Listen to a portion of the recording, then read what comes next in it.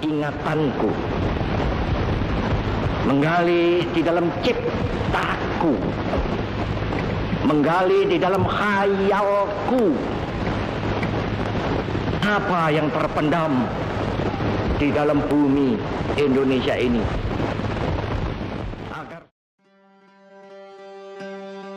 Kalian pasti tahu siapa sosok tersebut. Kalian juga tentu familiar dengan orasinya yang berapi-api ketika berada di depan masa rakyat. Tapi pertanyaannya, betulkah beliau adalah revolusioner sejati? Dan juga hal apa yang mendasari seluruh perjalanan hidup dan politiknya, hingga sosoknya dikenal oleh dunia? Hari ini, kita akan menyelami kehidupan alam berpikir seorang pria yang tidak perlu diperkenalkan lagi. Seorang pria yang identik dengan kemerdekaan Indonesia itu sendiri, Soekarno, atau yang kemudian dikenal dunia sebagai Bung Karno. Namanya terukir dalam sejarah perjalanan bangsa ini, bukan hanya sebagai seorang pemimpin institusional, tetapi sebagai simbol ideologis yang diikuti oleh jutaan orang. Soekarno dilahirkan pada tanggal 6 Juni 1901, dan bertepatan pada tanggal 18 Safar 1531 Hijriah. Beliau dilahirkan pada hari Kamis Pon, dalam penanggalan Jawa. Ia dilahirkan di desa Lawang Sekaten, Surabaya. Soekarno dilahirkan saat fajar mulai menyingsing, sehingga ayahnya menganggap bahwa anaknya sebagai sang fajar yang dilahirkan dalam abad revolusi kemanusiaan. Era di mana perlawanan terhadap tirani imperialisme dan ide-ide revolusioner tengah bergejolak hampir di seluruh dunia. Keyakinan ayahandanya tersebut merupakan sesuatu yang didasarkan pada pengalaman empirik dalam kehidupan masyarakat priai Jawa, yang cenderung mistik dan teosofi. Kondisi tersebut menjadi sesuatu yang biasa dalam pemahaman keraton. Suatu kejadian akan dihubungkan dengan kejadian alam di sekitarnya. Kehidupan Soekarno sejak dini dipengaruhi oleh kepribadian ayahnya, Raden Sokeni Sosrodihardjo, serta ibunya, Ida Ayu Nyoman Rai, yang berasal dari kasta Brahmana Bali. Ayahnya dikenal memiliki pemikiran yang memadukan pendidikan Barat, Islam dan teosofi, sementara ibunya berasal dari lingkungan Hindu Bali, yang syarat nilai budaya dan spiritualitas. Latar belakang ini membentuk kepribadian Soekarno yang kuat dan berwawasan luas, dan membentuk unsur ideologi tradisionalisme, yang akan menjadi fondasi paling kuat dalam mendasari politik dan kekuasaan Soekarno kelak. Dalam buku Di Bawah Bendera Revolusi, Soekarno menegaskan bahwa adanya persamaan tanggal dan bulan kelahirannya, yakni sama-sama angka 6, akan membawa pengaruh pada pola pemikirannya. Ia akan mampu berada di antara semua kelompok di Indonesia. Maksudnya ialah Soekarno akan selalu menempatkan dirinya pada dua ekstrem, dan antara dua ujung. Sikap ini tentunya didasarkan pada keinginan Soekarno untuk menciptakan keselarasan, harmoni, kesatuan dan toleransi beragama, unity and religious tolerance, yang sesuai dengan sifat kejawaan yang menjadi latar belakang kehidupan keluarganya. Atas dasar itu pula, ia selalu berusaha mencari keselarasan dari berbagai bentuk aliran pemikiran baik dalam skala nasional maupun internasional, yang saling bertentangan antara satu sama lain. Sikap berada di antara dua ujung tersebut dapat dilihat dari sikap radikal dan konservatifnya dalam memandang masalah. Pada satu masalah, Soekarno dapat dikelompokkan sebagai orang radikal. Namun dalam hal lain, ia mampu bersikap dan berbuat konservatif. Terdengar tidak asing bukan? Mengingatkan kita mengenai gagasan utopisnya tentang kolaborasi dan kesatuan nasionalisme, Marxisme, dan Islamisme. Mengapa kami sebut utopis?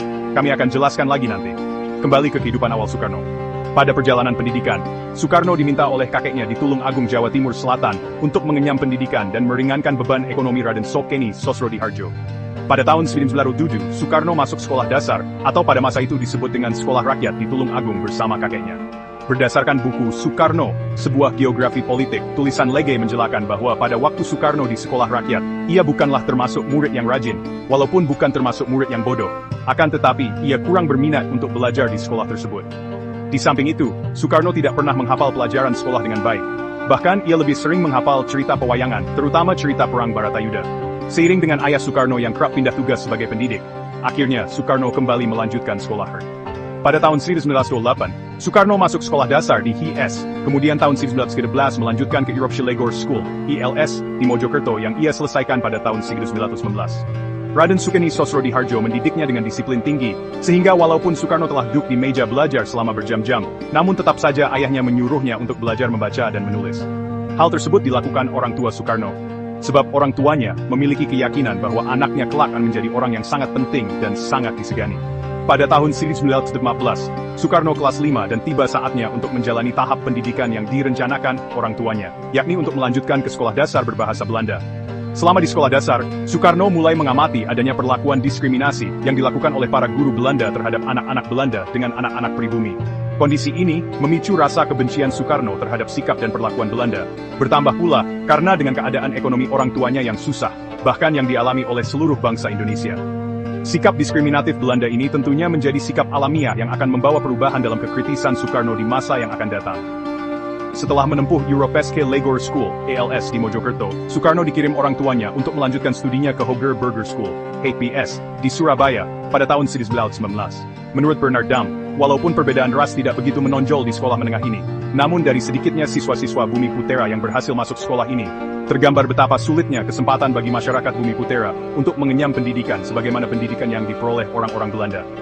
Pada saat bersekolah di Surabaya, di wadah inilah Soekarno bertemu dengan seorang pria yang akan sangat membentuk pemikiran politiknya, HOS Djokro Aminoto. Djokro Aminoto lebih dari sekadar mentor, dia adalah seorang visioner yang melihat potensi pada diri Soekarno muda dan mengembangkannya. Terlebih, Djokro Aminoto merupakan teman dekat dari ayah Soekarno. Sebagai seorang pemimpin Islam terkemuka dan pendiri Sarekat Islam, Djokro Aminoto menjadi mentor Soekarno, memperkenalkannya pada prinsip-prinsip anti-kolonialisme, penentuan nasib sendiri, dan keadilan sosial. Di bawah bimbingan Djokro Aminoto, pemahaman Soekarno tentang konsep-konsep ini semakin dalam, dan tekadnya untuk memperjuangkan kemerdekaan negaranya semakin kuat. Jiwa nasionalisme Soekarno mulai terbentuk sejak ia bersekolah di Hoger Burger School pada tahun 1919. Selama periode ini, ia tinggal di rumah Haji Amar Said, OS Djokro Aminoto di Surabaya.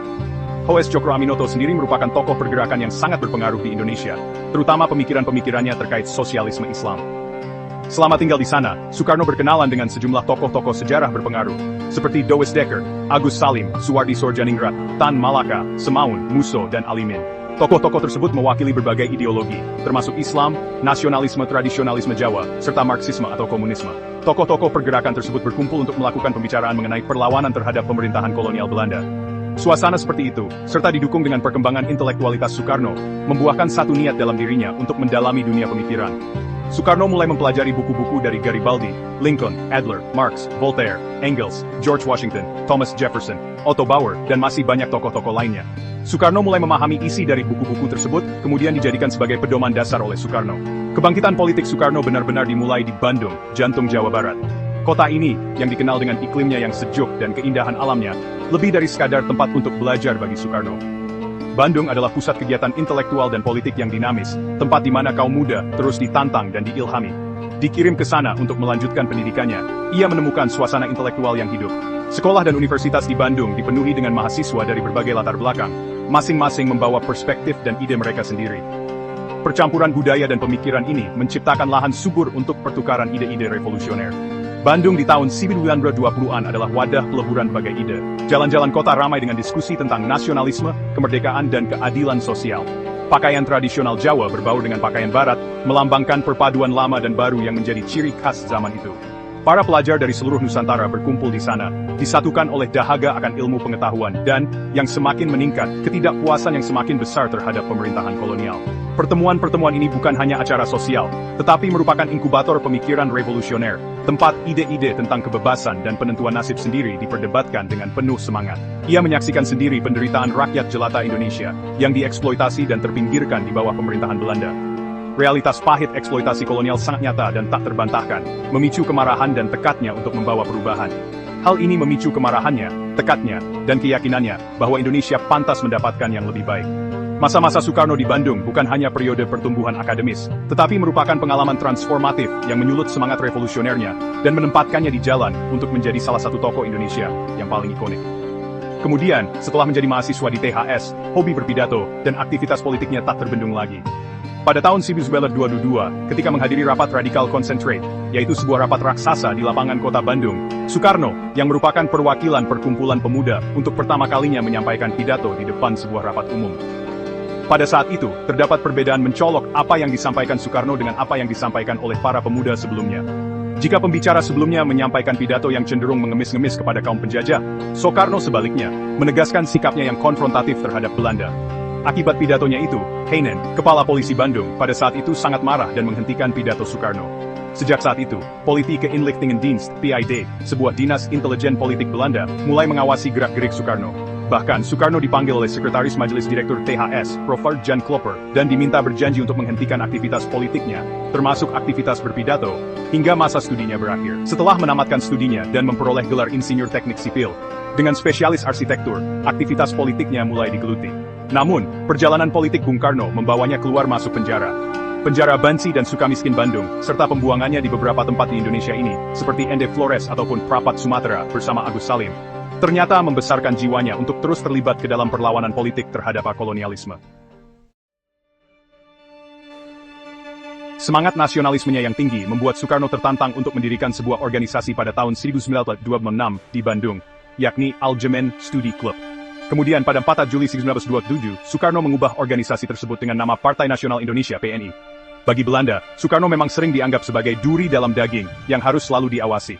Setiap gerak-gerik Soekarno tidak pernah lepas dari perhatian Belanda yang kadang-kadang menggunakan mata-matanya untuk terus mengawasi Soekarno. Salah satu contohnya adalah ketika Soekarno berpidato di Yogyakarta. Saat itu dalam pidatonya, Soekarno menyebut Belanda sebagai imperialisme. Perilaku politik Soekarno seperti itu menyebabkan mengapa Belanda seringkali menangkap dan mengasingkannya di beberapa tempat di Indonesia. Belanda melihat Soekarno merupakan ancaman paling berbahaya dalam tujuannya menguasai Indonesia. Masih sebagai tahanan di penjara Sukamiskin, pada tahun 1926 Bung Karno menjalani persidangan dengan mengajukan pledoi bertajuk Indonesia Menggugat di Gedung Landrat, Bandung. Hal yang menarik dalam pledoinya ialah sasaran tidak hanya ditujukan kepada para hakim yang menyidangnya, tetapi juga pihak luar, terutama kepada bangsa Belanda yang menjadi pelaku imperialisme. Pidato, Indonesia Menggugat menggambarkan kejahatan kolonialisme. Soekarno mengungkap bagaimana kolonialisme menciptakan kesenjangan sosial, merampas hak-hak rakyat, dan mengeksploitasi sumber daya Indonesia. Kedua, kesadaran nasionalisme. Ia menyerukan pentingnya rakyat Indonesia bersatu melawan penindasan dan memperjuangkan kemerdekaan. Ketiga, kritik sistem peradilan. Soekarno menunjukkan ketidakadilan dalam sistem hukum kolonial yang hanya berpihak kepada penguasa Belanda. Ide Front Persatuan dari 3 arus utama pemikiran anti-kolonialisme di Indonesia: nasionalisme, Islamisme, dan Marxisme. Ide persatuan ini lahir dalam bentuk tulisan yang berjudul Nasionalisme, Islamisme, dan Marxisme pada tahun 1926. Ide tersebut muncul ketika Soekarno masih berada di Surabaya.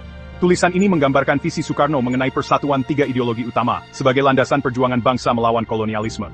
Dalam konteks ini, Soekarno tidak hanya menawarkan teori tetapi juga strategi untuk menciptakan kebangkitan bangsa Indonesia. Nasionalisme, bagi Soekarno, adalah kesadaran kolektif sebagai sebuah bangsa yang bersatu dalam melawan penjajahan. Nasionalisme adalah rasa cinta tanah air yang bersifat inklusif. Soekarno menolak nasionalisme yang eksklusif atau berbasis etnis tertentu. Nasionalisme menjadi landasan untuk menyatukan keberagaman suku, agama, dan budaya di Indonesia. Tanpa nasionalisme, perjuangan melawan penjajahan tidak akan memiliki arah yang jelas. Pada masa itu, organisasi seperti Budi Utomo dan Partai Nasional Indonesia menjadi manifestasi dari semangat nasionalisme. Namun, Soekarno mengkritik nasionalisme ala Budi Utomo yang hanya berorientasi pada elit dan tidak melibatkan rakyat kecil.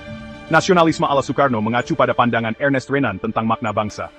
Dari pernyataan Renan, Soekarno menekankan 2 aspek tentang nasionalisme, yakni sebuah bangsa dibentuk oleh pengalaman sejarah bersama dan kehendak bersama untuk bersatu.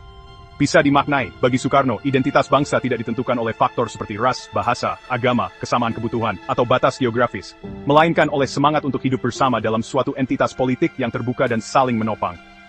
Soekarno, meskipun mengalami pendidikan Barat, ia menjelaskan bahwa nasionalisme di Barat dengan nasionalisme di Timur, Asia Afrika, seperti Indonesia sangat berbeda sama sekali. Menurut Soekarno, nasionalisme di Barat muncul sebagai hasil dari dorongan untuk menciptakan tatanan baru yang melibatkan ekonomi kapitalis dan sistem politik yang kemudian berbentuk demokrasi bourgeois, yaitu demokrasi yang menguntungkan bagi pemilik modal. Artinya, Soekarno melihat bahwa nasionalisme di negara-negara Barat berkembang sebagai respons terhadap kebutuhan untuk menciptakan struktur sosial dan ekonomi yang mendukung kepentingan elit, alih-alih untuk kepentingan rakyat secara keseluruhan. Sementara nasionalisme Timur menurut Soekarno, muncul sebagai respons terhadap penjajahan, eksploitasi ekonomi, dan ketidakadilan yang diterima dari negara-negara Barat. Kesamaan nasib yang buruk mendorong bangsa-bangsa Timur untuk bersatu dalam perjuangan melawan penjajah. Dengan demikian, nasionalisme di Indonesia berkembang dari semangat untuk menuntut keadilan dan melawan penindasan. Dengan kata lain, nasionalisme Indonesia menurut Soekarno sangat diperlukan sebagai penguat dan pemersatu seluruh masyarakat dalam perjuangan untuk meraih kemerdekaan. Soekarno mengutip pemikiran Giuseppe Mazzini, tokoh nasionalis Italia, yang menyatakan, patriotisme sejati adalah yang membangun keadilan dan kesejahteraan bagi seluruh rakyatnya. Pemikiran ini selaras dengan keyakinan Soekarno bahwa nasionalisme harus bersifat inklusif. Soekarno juga terinspirasi oleh ide-ide Sun Yat-sen, terutama dalam konsep 3 prinsip rakyat, Sen Min Chui, yang menekankan nasionalisme, demokrasi, dan kesejahteraan rakyat. Lalu berikutnya Islamisme bagi Soekarno. Soekarno menyadari bahwa mayoritas rakyat Indonesia adalah Muslim, sehingga Islamisme memiliki peran signifikan dalam perjuangan. Namun, ia menekankan pentingnya Islamisme yang modern dan progresif. Soekarno melihat Islam sebagai sumber nilai-nilai moral yang mampu membangkitkan semangat perjuangan. Islam, dalam pandangannya, harus menjadi alat untuk membebaskan, bukan menindas. Soekarno mengkritik kelompok Islam yang terlalu konservatif dan menutup diri dari kemajuan zaman. Ia mendorong interpretasi Islam yang relevan dengan konteks modern. Soekarno menekankan bahwa Islamisme tidak boleh bertentangan dengan nasionalisme. Sebaliknya, keduanya harus berjalan seiring untuk membangun bangsa yang merdeka. Dari Islam, Soekarno mengacu pada pemikiran Jamaluddin Al-Afghani, seorang reformis Muslim yang menekankan pentingnya solidaritas umat Islam, Pan-Islamism, sebagai kekuatan untuk melawan penjajahan. Ia juga merujuk pada Muhammad Abduh, yang mengedepankan pembaruan Islam agar selaras dengan kemajuan zaman. Selain itu, ia mengutip Al-Quran, khususnya ayat tentang keadilan sosial. Sesungguhnya Allah menyukai orang-orang yang berbuat adil, Quran Surah Al-Maidah ayat 42. Lalu Marxisme, dengan analisisnya terhadap eksploitasi dan perjuangan kelas, memberikan dimensi ekonomi dalam perjuangan kemerdekaan. Soekarno mengapresiasi Marxisme karena relevansinya dengan kondisi rakyat Indonesia yang tertindas. Soekarno melihat kolonialisme sebagai bentuk tertinggi dari kapitalisme yang eksploitatif. Oleh karena itu, ia memandang Marxisme sebagai alat untuk membongkar struktur penjajahan. Soekarno tidak menganjurkan komunisme secara murni. Ia menyesuaikan Marxisme dengan konteks Indonesia, tanpa mengabaikan aspek kebangsaan dan agama. Soekarno menolak dogmatisme dalam Marxisme. Ia menekankan fleksibilitas dalam penerapan teori ekonomi untuk mencapai keadilan sosial. Dalam konteks Marxisme, Soekarno mengacu pada Karl Marx, terutama dalam pandangan Marx mengenai kapitalisme sebagai sistem yang eksploitatif. Soekarno juga mendapat inspirasi dari Vladimir Lenin, terutama dalam hal strategi perjuangan melawan imperialisme global. Soekarno sering menyebut slogan Marx, "Pekerja dari seluruh dunia, bersatulah," sebagai seruan untuk melawan penindasan global, yang relevan dengan perjuangan rakyat Indonesia. Dalam tulisan ini, Soekarno berargumen bahwa ketiga ideologi ini tidak saling bertentangan, melainkan saling melengkapi. Nasionalisme menjadi platform bersama yang menyatukan berbagai elemen ideologi. Islamisme memberikan moralitas, sementara Marxisme menawarkan analisis ekonomi untuk mencapai keadilan sosial. Islamisme dan Marxisme sama-sama berbicara tentang kesetaraan, meskipun dari sudut pandang yang berbeda. Keduanya dapat bersinergi di bawah payung nasionalisme untuk melawan penindasan. Soekarno percaya bahwa keberhasilan perjuangan bangsa hanya dapat dicapai jika ketiga kekuatan ini bersatu, bukan saling meniadakan. Namun di balik keindahan front persatuan yang diidealkan Soekarno, terdapat kelemahan fundamental dari gagasan tersebut, bahkan mungkin dapat terbilang utopis. Pertama, ketiga ideologi tersebut memiliki perbedaan maupun kontradiksi berdasarkan esensinya. Nasionalisme berfokus pada kepentingan bangsa dan negara, yang seringkali mengutamakan integrasi keanekaragaman budaya, suku, dan agama dalam satu kesatuan bangsa. Islamisme menekankan pada penerapan nilai-nilai Islam dalam kehidupan politik, sosial, dan hukum, yang kadang bertentangan dengan prinsip-prinsip sekularisme atau kebangsaan universal. Lalu Marxisme berorientasi pada perjuangan kelas dan penghapusan hierarki sosial ekonomi, yang bisa berbenturan dengan nilai-nilai religius dan hierarki tradisional yang dijunjung dalam nasionalisme atau Islamisme. Kedua, friksi dan ketegangan politis antar elemen ideologis. Kaum nasionalis sering mencurigai Marxisme karena pandangan revolusionernya yang dianggap bisa mengancam stabilitas negara. Kelompok Islamis memandang Marxisme sebagai ideologi sekuler atau bahkan ateistik yang bertentangan dengan keyakinan mereka. Sebaliknya, Marxisme sering melihat Islamisme sebagai ancaman terhadap visi kesetaraan kelas, karena Islamisme mengakar pada hierarki agama dan tradisi. Hal ini dapat kita lihat dalam banyak peristiwa penting dalam sejarah kita. Sebut saja pertentangan antara Piagam Jakarta yang mengusulkan penerapan syariat Islam dengan Pancasila. Dalam perumusan dasar negara, terjadi perdebatan antara kelompok nasionalis sekuler dan kelompok Islamis. Islamis menginginkan penerapan syariat Islam, sementara nasionalis sekuler mengusulkan dasar negara yang netral terhadap agama. Piagam Jakarta awalnya memuat klausul dengan kewajiban menjalankan syariat Islam bagi pemeluk-pemeluknya, tetapi kemudian diubah menjadi Pancasila untuk menjaga persatuan nasional. Penghapusan klausul tersebut memicu kekecewaan dari kelompok Islamis, menunjukkan kesulitan dalam mengakomodasi aspirasi ideologi yang berbeda. Ketegangan antara Partai Komunis Indonesia (PKI) dengan kelompok Islam pada pertengahan abad ke-20. Ini merupakan peristiwa panjang dan paling berdarah. PKI dan kelompok Islam beberapa kali terlibat konflik fisik di berbagai daerah. Salah satu contoh adalah insiden di Kanigoro, Kediri, tahun 1965, di mana kelompok komunis menyerbu acara pengajian yang diadakan oleh pemuda Islam. Peristiwa ini memperburuk hubungan kedua pihak.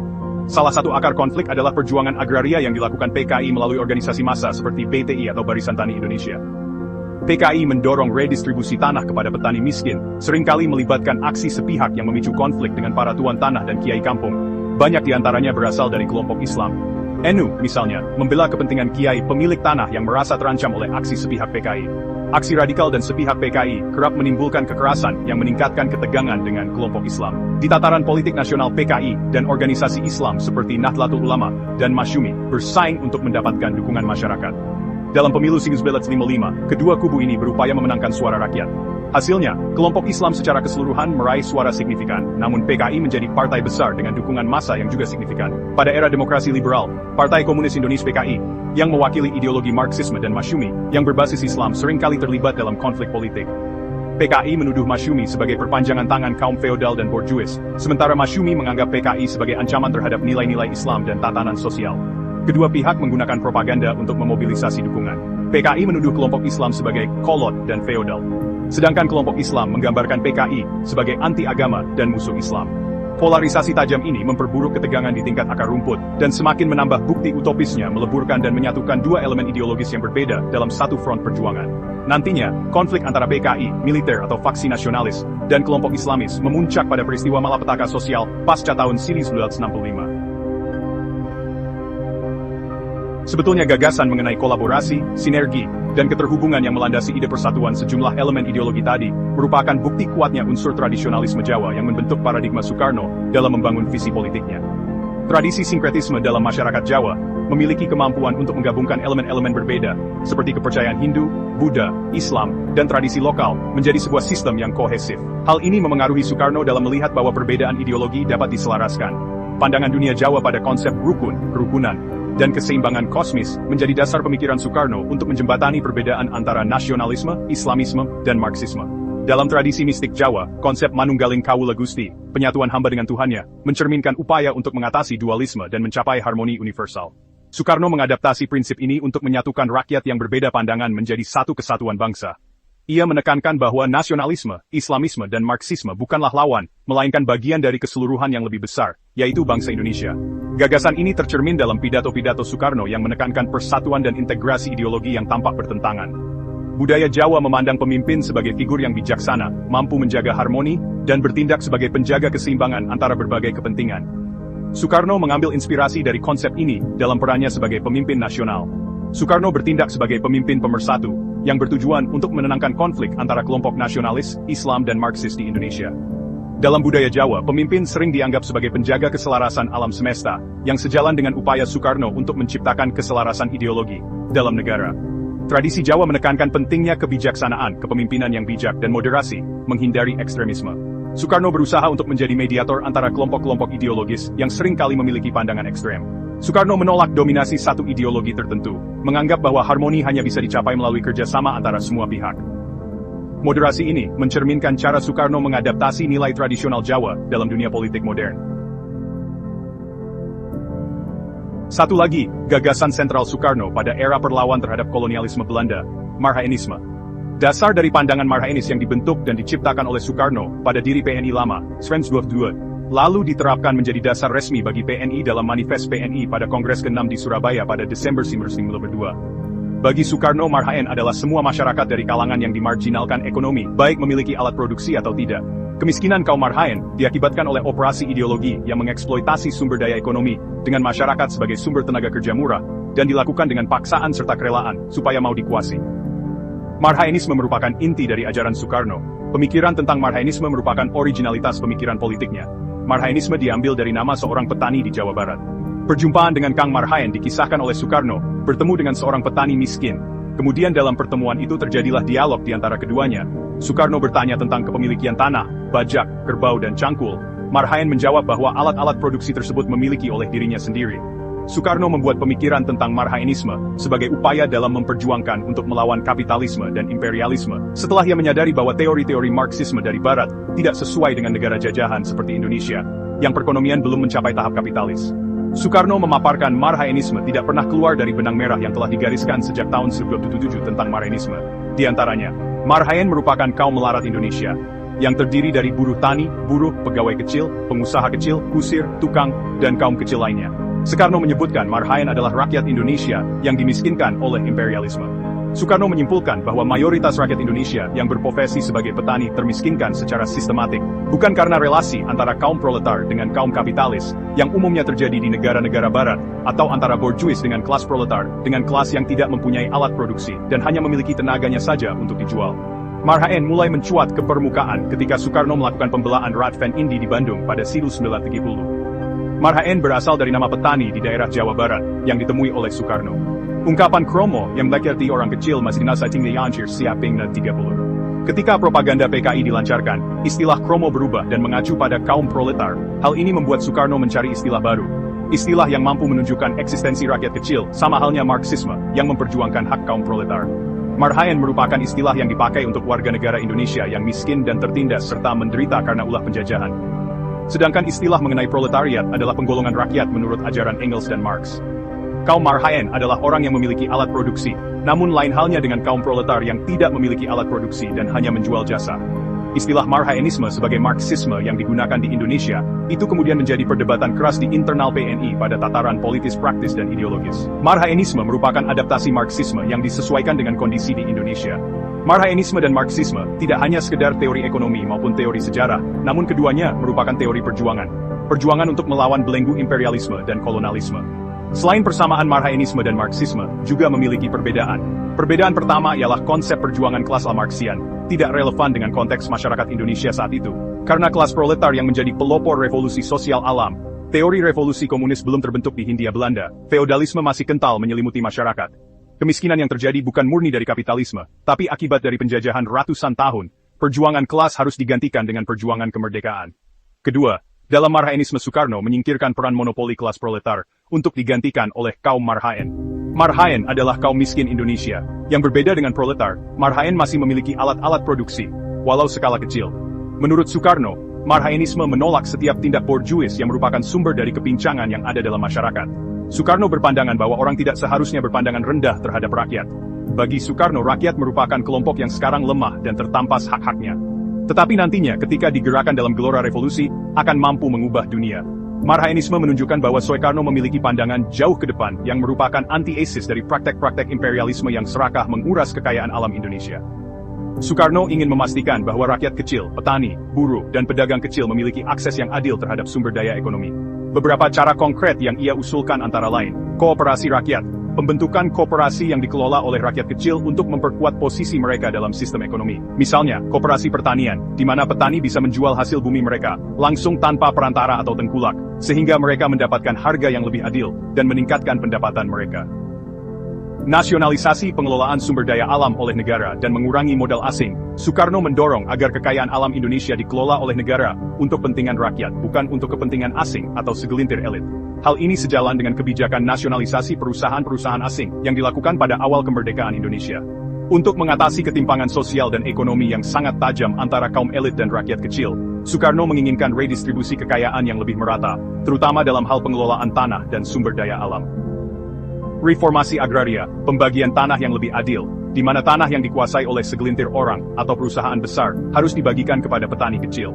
Dengan cara ini, petani akan mendapatkan hak milik atas tanah mereka dan tidak bergantung pada sistem sewa yang merugikan mereka. Kedua, penurunan ketergantungan pada tengkulak. Soekarno ingin mengurangi dominasi tengkulak atau perantara yang seringkali mengambil keuntungan berlebihan dari hasil kerja petani. Dalam sistem Marhaenisme, petani akan lebih mandiri dan memiliki kendali penuh atas hasil kerja mereka. Soekarno ingin rakyat kecil memiliki suara dan peran yang lebih besar dalam pengambilan keputusan politik. Dalam perspektif Marhaenisme, rakyat kecil bukan hanya objek dari kebijakan pemerintah, tetapi subjek yang berpartisipasi dalam menentukan arah pembangunan bangsa. Namun, bukannya tanpa celah dan kekurangan. Marhaenisme bukanlah gagasan yang ideal, bahkan bisa dikatakan lemah secara esensial dan juga praktiknya. Marhaenisme secara fundamental mendasarkan diri pada konsep Marhaen, yang diartikan sebagai petani kecil yang memiliki alat produksi namun tetap tertindas. Soekarno mempersonifikasikan Marhaen sebagai simbol perjuangan rakyat Indonesia. Soekarno menggunakan kisah individu, petani Marhaen di Bandung, untuk menciptakan konsep universal tentang rakyat tertindas. Ini mengabaikan kompleksitas sosial dan ekonomi masyarakat Indonesia yang sangat beragam. Marhaenisme akhirnya menjadi lebih terlihat sebagai ideologi dan gagasan populis dan minimalis, ketimbang didasari filosofi dan analisa yang kompleks. Tidak ada definisi yang jelas dan konsisten tentang siapa yang masuk dalam kategori Marhaen. Apakah petani kecil, buruh, atau semua rakyat miskin? Break tim kelompok Marhaen. Marhaenisme menggabungkan nasionalisme dan sosialisme. Tetapi kedua ideologi ini seringkali bertentangan secara praktis. Nasionalisme berbasis eksklusivitas. Soekarno menekankan kemandirian bangsa. Tetapi dalam konteks perjuangan kelas global, sosialisme sejatinya bersifat internasionalis. Ini menciptakan kontradiksi antara solidaritas nasional dan solidaritas kelas global. Dalam praktiknya, kebijakan berbasis Marhaenisme seringkali mengutamakan kebangsaan di atas perjuangan kelas, yang bertentangan dengan semangat sosialisme universal. Marhaenisme sangat terikat pada konteks agraris dan pra-industrial masyarakat Indonesia pada masa penjajahan. Soekarno lebih banyak berbicara tentang cita-cita, ketimbang menyusun kerangka kebijakan ekonomi konkret untuk mengentaskan ketimpangan struktural. Dalam praktik politik, marhaenisme seringkali tereduksi menjadi retorika, terutama saat Soekarno memimpin Indonesia. Nantinya, Soekarno memusatkan kekuasaan melalui sistem demokrasi terpimpin. Hal ini justru bertentangan dengan gagasan pembagian kekuasaan kepada rakyat kecil. Instrumentalisasi ideologi, marhaenisme digunakan sebagai alat legitimasi politik untuk memperkuat status quo rezim Orde Lama di bawah kekuasaan Soekarno. Hal ini akan dijelaskan lebih lanjut di bab berikutnya. Sejenak kita tinggalkan terlebih dahulu pembahasan mengenai gagasan marhaenisme. Selepas manuver radikalnya melalui PNI dan orasi-orasi politik terpisah yang dianggap subversif oleh pemerintah kolonial, Soekarno harus melalui masa pengasingan dan pembuangan. Setelah dibebaskan, Soekarno terus menjadi ancaman bagi pemerintah kolonial. Akibatnya, ia beberapa kali ditangkap dan diasingkan ke lokasi terpencil. Perjalanan politik Soekarno selama masa pembuangan merupakan salah satu fase paling penting dalam sejarah perjuangan kemerdekaan Indonesia. Setelah dibebaskan dari penjara Sukamiskin pada tahun 1931, Soekarno tetap konsisten melawan pemerintah kolonial Belanda. Aktivitas politiknya yang semakin berpengaruh dianggap berbahaya, sehingga Belanda mengambil langkah keras untuk meredam pergerakannya. Pada tahun 1933, Soekarno diasingkan ke Ende, Flores. Di tempat terpencil ini, Soekarno tidak hanya terputus dari dunia politik nasional, tetapi juga menghadapi tantangan besar untuk mempertahankan semangat perjuangannya. Meski begitu, ia menggunakan waktu ini untuk merenungkan strategi perjuangan yang lebih matang. Di Ende, Soekarno menggali gagasan-gagasan filosofis yang kemudian menjadi landasan ideologinya, seperti Pancasila. Pada tahun 1938, Soekarno dipindahkan ke Bengkulu, lokasi pembuangan lainnya. Di sana, ia melanjutkan interaksi dengan tokoh-tokoh pergerakan, dan tetap mempengaruhi pergerakan nasional meski berada di bawah pengawasan ketat. Strategi politiknya semakin terfokus pada penyatuan rakyat Indonesia lintas suku, agama, dan kelas sosial sebagai kekuatan melawan penjajahan. Masa pembuangan ini tidak hanya menunjukkan keteguhan Soekarno sebagai pemimpin, tetapi juga memperkuat visinya tentang Indonesia merdeka. Ketika Jepang menduduki Indonesia pada 1942, Soekarno kembali ke kancah politik dengan semangat dan strategi yang lebih terorganisasi, yang pada akhirnya menjadi salah satu faktor penentu proklamasi kemerdekaan tahun 1945. Besar yang selalu merusak keselamatan dan kesejahteraan Asia, terus juga merusak keselamatan dan kesejahteraan Indonesia, ialah Amerika dan Inggris. Oleh karena itu, di dalam peperangan Asia Timur Raya ini, kegiatan politik Soekarno di masa Jepang. Pendudukan Jepang membuka babak baru dalam perjalanan politiknya, di mana Soekarno memainkan siasat dan manuver politik yang cermat di tengah tekanan dari penguasa militer Jepang. Ketika Jepang menduduki Indonesia pada tahun 1942, Soekarno melihat peluang untuk mendekati pemerintah pendudukan. Jepang awalnya memanfaatkan figur Soekarno untuk menarik dukungan rakyat Indonesia dalam upaya perang mereka melawan sekutu. Soekarno diberi peran penting dalam organisasi-organisasi bentukan Jepang, seperti Putera atau Pusat Tenaga Rakyat dan Jawa Hokokai, yang bertujuan menggalang massa untuk kepentingan Jepang. Namun, Soekarno menggunakan posisi ini untuk menyebarkan gagasan nasionalisme. Melalui pidato dan pertemuannya dengan rakyat, ia secara halus menyisipkan pesan-pesan tentang pentingnya persatuan dan kedaulatan bangsa. Hal ini membangkitkan semangat rakyat di tengah pengawasan ketat Jepang. Break time dualism.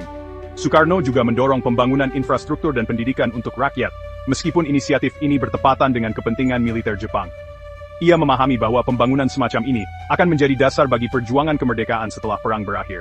Pada tahun 1943, Soekarno dan tokoh-tokoh nasionalis lainnya, seperti Muhammad Hatta dan Ki Hajar Dewantara, berhasil mendekati penguasa Jepang untuk menyampaikan pentingnya memberikan janji kemerdekaan kepada Indonesia.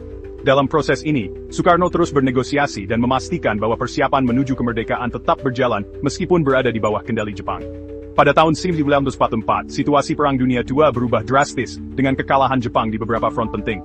Jepang mulai kehilangan kontrol, dan Soekarno memanfaatkan keadaan ini untuk mendesak pembentukan Badan Persiapan Kemerdekaan. Hal ini terwujud dengan pembentukan BPUPKI pada tahun 1945, yang menjadi tonggak penting dalam merancang dasar negara dan strategi kemerdekaan. Manuver dan siasat politik Soekarno pada masa pendudukan Jepang tidak luput dari kritik tajam, baik dari kalangan tokoh nasionalis maupun kelompok lain yang memiliki pandangan berbeda terhadap strategi perjuangan melawan penjajahan. Sikap kolaboratif Soekarno dengan Jepang memicu perdebatan sengit yang melahirkan berbagai faksi politik yang berseberangan. Banyak yang memandang keputusan Soekarno bekerja sama dengan Jepang sebagai bentuk kompromi yang terlalu besar dengan penjajah. Soekarno dianggap memanfaatkan penjajah kedua untuk kepentingan pribadinya dan mengorbankan prinsip perlawanan total yang dipegang oleh beberapa kelompok.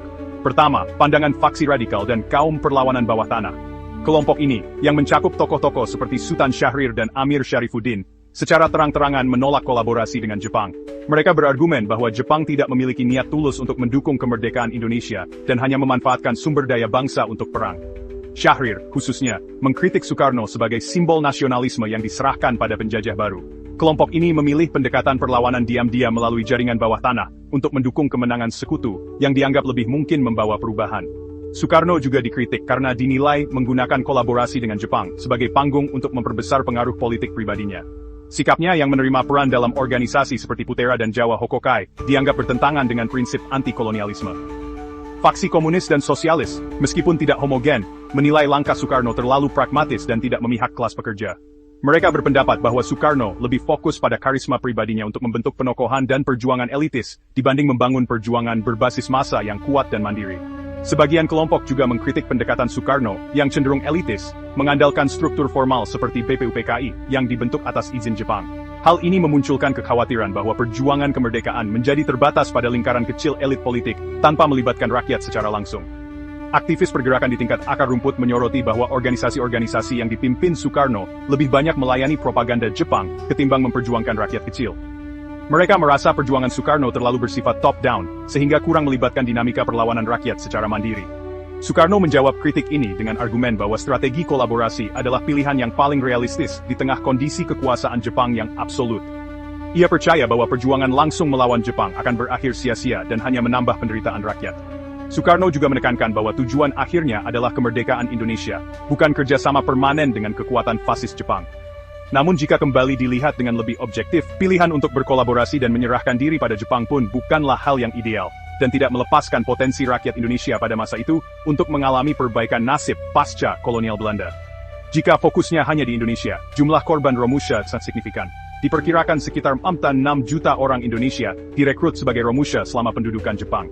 Sebagian besar berasal dari Jawa, karena populasinya yang padat. Namun, mereka juga dikirim untuk bekerja di wilayah-wilayah lain di Indonesia, seperti Sumatera, Kalimantan, dan Sulawesi. Dari total jumlah Romusha, diperkirakan 2-3 juta orang meninggal dunia akibat kondisi kerja yang sangat buruk, panjang jam kerja, minim istirahat, kelaparan dan kekurangan gizi karena suplai makanan tidak memadai, penyakit seperti malaria, disentri, dan infeksi akibat luka yang tidak diobati. Kekerasan fisik dari para pengawas kerja Jepang. Beberapa proyek besar di Indonesia selama masa Romusha yang melibatkan banyak tenaga kerja dan menelan korban jiwa yang signifikan adalah pembangunan rel kereta api Saketibaya. Sekitar 93.000 pekerja Indonesia dikerahkan untuk proyek ini, dan sebagian besar meninggal dunia karena kerja paksa. Rel ini dirancang untuk mendukung eksploitasi tambang batu bara. Lalu, lapangan terbang di Kalimantan dan Sumatera. Ribuan orang meninggal akibat kondisi kerja yang ekstrem, dan proyek irigasi dan jalan raya di berbagai wilayah Jawa. Para pekerja dipaksa menggali saluran irigasi atau membangun jalan untuk kebutuhan logistik Jepang. Kelahiran Pancasila. Pada 1 Maret 1945, Jepang membentuk Badan Penyelidik Usaha-Usaha Persiapan Kemerdekaan Indonesia, BUPKI, sebagai upaya propaganda untuk mendapatkan dukungan rakyat Indonesia. BPUPKI bertugas merumuskan dasar negara sebagai fondasi kemerdekaan yang segera akan diproklamasikan. Sidang pertama BPUPKI difokuskan untuk membahas dasar negara Indonesia. Dalam sidang ini, 3 tokoh utama memberikan pandangan mengenai dasar negara. Pertama, Muhammad Yamin, mengajukan 5 prinsip dasar negara. Peri kebangsaan, peri kemanusiaan, peri ketuhanan, peri kerakyatan, kesejahteraan rakyat. Lalu Dr. Supomo pada 31 Mei 1945 menekankan konsep negara integralistik, di mana negara bersatu dengan rakyat tanpa memisahkan individu dan masyarakat. Pidato Soekarno di depan sidang BPUPKI menjadi momen penting dalam perumusan Pancasila. Prinsip dasar pemikiran Soekarno dalam perumusan Pancasila ialah sebuah pernyataan atau pedoman untuk berpikir atau bertindak dalam menuangkan ide-ide Soekarno dengan benar dan tepat dalam merumuskan Pancasila, guna mencapai suatu keputusan yang disepakati bersama dan dengan tujuan bersama. Selanjutnya, masyarakat Indonesia adalah masyarakat yang plural. Keniscayaan itu diperoleh manakala ditinjau dari aspek yang melingkupinya, mulai dari etnis, bahasa, budaya, agama, dan kelas sosial. Ini artinya, pluralitas atau keberagaman merupakan realitas bagi masyarakat Indonesia. Prinsip pertama yang menjadi perhatian Soekarno adalah nasionalisme, kebangsaan Indonesia. Prinsip kedua yang diuraikan Soekarno adalah internasionalisme. Internasionalisme yang dimaksud bukanlah kosmopolitanisme yang tidak menginginkan adanya kebangsaan. Internasionalisme sangat berhubungan dengan prinsip-prinsip kebangsaan yang diuraikan Soekarno pada sila pertama. Prinsip yang ketiga, Soekarno menguraikan dasar mufakat, dasar perwakilan, dasar permusyawaratan. Prinsip yang keempat, yaitu kesejahteraan. Dengan prinsip tidak akan ada kemiskinan di dalam Indonesia merdeka. Prinsip kelima yang diuraikan Soekarno adalah ketuhanan yang Maha Esa. Prinsip sila ketuhanannya ketuhanan yang berkebudayaan. 5 prinsip sebagai dasar negara tersebut kemudian oleh Soekarno diusulkan agar diberi nama Pancasila, atas saran salah seorang teman beliau yang ahli bahasa. Berikutnya menurut Soekarno, kelima sila tersebut dapat diperas menjadi trisila, yang meliputi sosionasionalisme, yang merupakan sintesis dari kebangsaan, dengan peri kemanusiaan internasionalisme. Sosiodemokrasi, yang merupakan sintesis dari mufakat, demokrasi, dengan kesejahteraan sosial, serta ketuhanan. Berikutnya Soekarno juga mengusulkan trisila tersebut juga dapat diperas menjadi eka sila, yang intinya adalah gotong royong. Selanjutnya uraian tentang sila-sila dari Pancasila dalam pidato 1 Juni 1945, berbeda dengan tata urutan sila-sila sebagaimana tercantum dalam dokumen berikutnya, seperti Piagam Jakarta yang dirumuskan oleh Panitia 9, seperti Pancasila yang kita kenal sekarang. Detik proklamasi. Pada awal Agustus 1945, Jepang mengalami kekalahan besar dalam Perang Dunia II, ditandai dengan dijatuhkannya bom atom di Hiroshima 6 Agustus dan Nagasaki 9 Agustus. Jepang mulai berada di ambang menyerah kepada sekutu. Situasi ini memunculkan peluang bagi bangsa Indonesia untuk memproklamasikan kemerdekaannya. Pada 14 Agustus 1945, berita menyerahnya Jepang tersebar. Para pemuda revolusioner seperti Soekarni, Chairul Saleh, dan Wikana melihat ini sebagai momen yang tepat untuk segera memproklamasikan kemerdekaan tanpa melibatkan Jepang. Golongan muda menginginkan proklamasi dilakukan segera, tanpa campur tangan Jepang. Mereka khawatir jika terlalu lama menunggu, sekutu akan mengambil alih wilayah Indonesia. Golongan tua, Soekarno-Hatta, lebih berhati-hati dan cenderung mempertimbangkan situasi geopolitik. Mereka ingin proklamasi dilakukan dengan cara yang lebih terorganisir, termasuk menunggu restu dari Jepang untuk menghindari potensi konflik. Soekarno adalah pemimpin yang sangat pragmatis. Ia memahami bahwa kemerdekaan membutuhkan dukungan strategis. Jepang, meskipun kalah, masih memiliki pengaruh militer di Indonesia. Dengan mendapat restu Jepang, Soekarno berharap transisi kekuasaan lebih mulus dan menghindari pertumpahan darah. Soekarno juga menyadari kekuatan militer Jepang yang masih ada di Indonesia. Jika proklamasi dilakukan secara frontal tanpa restu mereka, risiko bentrokan sangat besar. Restu ini lebih bersifat formal untuk mencegah konflik langsung. Dengan Jepang sebagai tameng sementara, Soekarno ingin memanfaatkan situasi untuk mempersiapkan kekuatan melawan potensi ancaman dari sekutu, yang kemungkinan akan datang untuk mengambil alih Indonesia. Tapi hal ini bisa dibilang merupakan kalkulasi yang meleset. Jepang secara resmi menyatakan menyerah kepada sekutu pada 16 Agustus 1945. Setelah dua kota penting, Hiroshima 6 Agustus dan Nagasaki 9 Agustus, dijatuhi bom atom oleh Amerika Serikat. Pengumuman ini disampaikan langsung oleh Kaisar Hirohito melalui siaran radio, yang dikenal sebagai Jokwon Hoso, pengumuman suara kekaisaran. Penyerahan ini secara formal dikukuhkan pada 2 September 1945, dalam sebuah upacara di atas kapal perang USS Missouri, yang berlabuh di Teluk Tokyo, menandai berakhirnya Perang Dunia II secara global. Alhasil Jepang yang menyerah secara total membuka jalan lebar, untuk masuknya kembali Belanda dan sekutu sebagai pemenang Perang Dunia, untuk kembali merebut wilayah-wilayah jajahan yang sebelumnya diduduki Jepang. Golongan muda pernah berpendapat bahwa menunggu restu Jepang, justru memperlambat langkah bangsa dalam mempersiapkan diri menghadapi sekutu. Jika proklamasi ditunda, ada risiko Indonesia kehilangan momen berharga untuk mengambil alih kekuasaan sepenuhnya. Dalil Soekarno untuk melibatkan restu Jepang dianggap salah oleh sebagian pihak karena memberi kesan bahwa kemerdekaan adalah hasil bantuan Jepang, memperlambat proses proklamasi dan melewatkan peluang emas. Membiarkan Jepang memanfaatkan perjuangan Indonesia untuk kepentingan propaganda, mengabaikan aspirasi rakyat, khususnya golongan muda yang ingin proklamasi dilakukan segera dan tanpa kompromi.